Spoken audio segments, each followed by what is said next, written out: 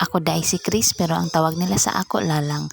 Og karon magluto ko og simple chicken apritada. Mao ni ang mga ingredients: carrots, patatas, half kilo nga manok og paste, tomato paste og bawang, sibuyas og atsal.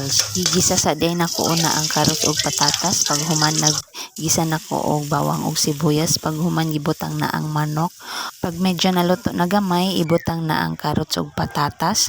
Pag human ibutang na dayon ang tomato paste, half tablespoon lang na siya nga tomato paste ug ibutang na dayon ang ketchup. Halo-haloon hantod maluto na ang manok ug pag human ibutang na dayon nato ang atsal. Mao ni magpalami sa atong chicken apritada. Ug mao na ni ang atong resulta sa atong pagluto. My love!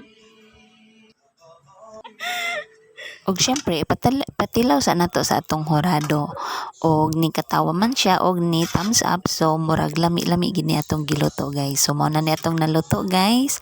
Tara mga na ta og mahurot na pud ni atong bahaw. It's so yummy. Follow for more. Bye bye.